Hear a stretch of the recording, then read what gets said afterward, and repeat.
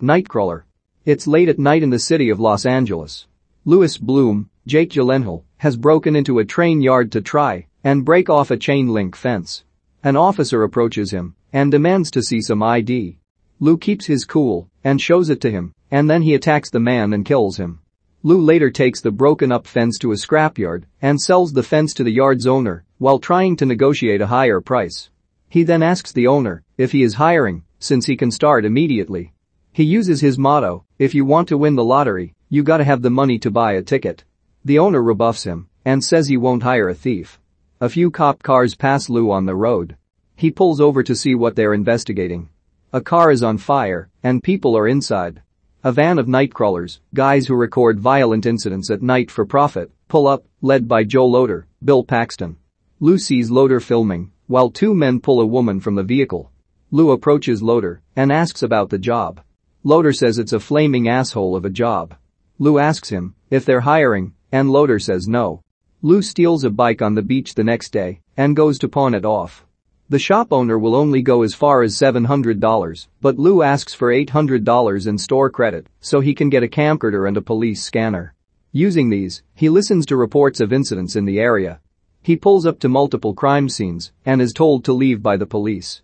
He manages to get good graphic footage of a man who was shot to death after a carjacking. The police turn Lou and another Nightcrawler away, the latter who angrily curses Lou out for ruining his shot. Lou follows the man as he calls his employer and overhears how much the man is set to make off the footage. Lou goes to the Channel 6 news station and meets news director Rene Russo. He shows her and another station producer, Frank Cruz, Kevin Rahm, the footage with good shots of the man dead and paramedics trying to revive him. Lou only makes $250 off the footage despite trying to go way higher. He once again tries asking for a job or an internship position to no avail. Lou interviews a young man named Riz Ahmed, for an internship position, making it seem like he's heading some big news station. Rick is practically homeless and struggling to find work, and he has little experience in this sort of field. Lou simply asks him if he has a phone with GPS, and Rick says yes. Lou hires him on the spot and tells him he'll get paid $30 a night. Lou makes Rick read off directions to him as they go looking for incidents. Lou drives like a maniac and makes Rick nervous. He accidentally gives him wrong directions, and they arrive to the scene of a home fire too late, as paramedics have already wheeled the victim away. Lou is furious with Rick. People are gathered around a shooting in a suburban home.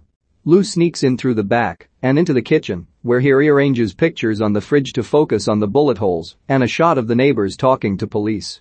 Nina loves the footage, but Frank says it looks like Lou broke in. She still uses it. Eventually, Lou and Rick are able to get a lot of new footage of horrifying incidents, with headlines like "Toddler Stabbed" and "Drunk Mom Hits Biker," which Lou continues to sell to Nina. He gives her an impassioned speech about how he's come up with his business plan and how he has hoped to make a name for himself, which seems to almost move Nina.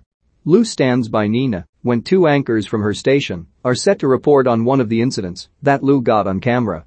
He mentions a Mexican restaurant and invites Nina to go with him. Nina declines, as she doesn't want to compromise their professional relationship, but Lou implies that he'll stop giving her good footage if she says no. Loader finds Lou and offers him a spot on his team to deliver them some good footage. Lou turns him down, even as Loader persists. However, Lou very firmly rejects him. To Loader's anger, Nina joins Lou at the Mexican restaurant. He makes it clear he wants more than a professional relationship, but she says this is just a courtesy date. He reminds her that his station is the lowest rated station in the area, and she needs him just as much as he wants her. Lou and Rick fail to arrive in time for another incident as Loader and his team beat him to the punch, leaving Lou with weak footage of a stabbing in Corona. Nina is pissed at him. Loader's coverage hits Channel 2 in all its glory. Lou smashes his bathroom mirror in fury. He goes to Loader's house and cuts the brakes on his van. This later leads to Loader crashing the van into a pole. Lou and Rick arrive in time for Lou to film Loader being wheeled away in a gurney, choking on his own blood. A big break comes when Lou and Rick happen upon a shooting break-in at a large mansion. Lou sees two men fleeing the scene. He enters the house and films the dead bodies in each room. One victim is on the ground gasping for breath as Lou walks around him. He delivers the graphic footage to Nina, at which point he makes a demand for $15,000 for the footage and not a cent lower and he also wants the anchors to give him credit as video production news and for him to be recognized as a credible news source. He makes it abundantly clear to Nina that he's calling the shots now. The anchors at the station report on the footage while Nina tells them what to say. Two detectives, Frontieri and Lieberman, Michael Hyatt and Price Carson, arrive at Lou's door to question him about the footage and if he saw the two men. He doesn't give a clear description of the men, but he tells them that they were driving an SUV. Lou brings Rick to catch the killers and phone the cops. Rick demands a raise if he's going to keep tagging along on these sorts of missions. He meekly asks for $75 a night when Lou states he could have gone higher. Together, they find the killers and follow them to a restaurant. Lou phones the cops and says one of them has a gun. Two cops arrive and enter the place. Two more show up and the killers begin to shoot at them. The cops shoot the larger killer dead while the other one gets away. Lou and Rick follow them in an intense chase. The cop car is hit by another car. Another cop car catches up to the killer and they crash.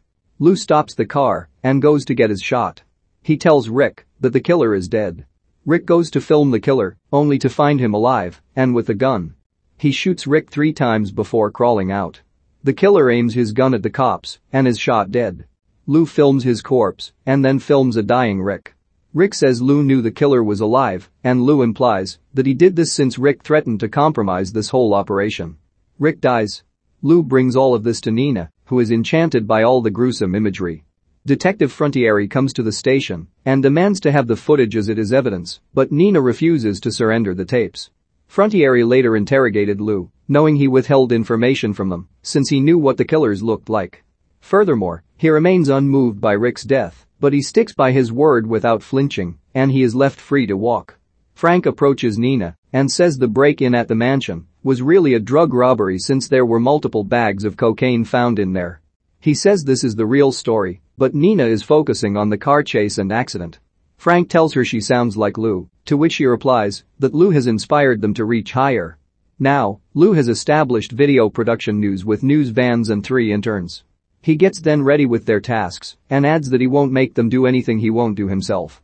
With that, he guides them into the night to snap more footage of what the people really want to see.